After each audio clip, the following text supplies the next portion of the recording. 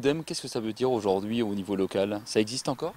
Le Modem, bien sûr, n'a jamais cessé d'exister depuis sa création en 2007. Il a vécu des moments difficiles sur les dernières échéances électorales.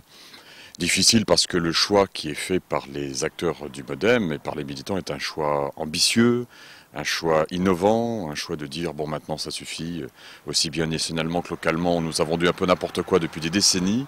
Aujourd'hui notre pays est à l'agonie, notre ville devient gentiment une ville dortoir, banlieue de Montpellier, donc on en avait averti la population, maintenant il faut qu'on se réveille. Et donc nous sommes résolument là, résolument présents, résolument la troisième voie, de gens qui pensent que tout n'est pas de gauche ou de droite, que les choses elles ont un bon sens, ou elles n'en ont pas, elles sont d'intérêt général ou elles ne le sont pas. Cette ville, eh bien, elle va à volo et effectivement on nous sort des projets qui sont juste un petit peu de phare à paupières qui masquent la réalité. Je pourrais vous parler de Hoche Cernam et de la vraie réalité. Je pourrais vous parler de l'avenir de l'université et de la vraie réalité, où on en est. Donc bien, maintenant on nous a vendu pendant des années, effectivement, et on est preneur, un petit peu de football par-ci, un petit peu de taureau. Mais aujourd'hui la paupérisation est extrême, l'insécurité monte, et aujourd'hui on est forcément à l'aube de très grandes décisions.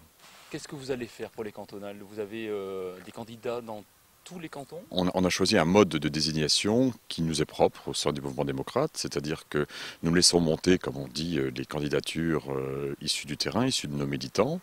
Et puis ces candidatures seront analysées dans les semaines qui viennent, dans les 3-4 semaines qui viennent. On leur prépare un questionnaire, on va les pousser dans leur retranchement, on veut comprendre leur motivation. Donc on va un petit peu tamiser les candidatures de cette façon.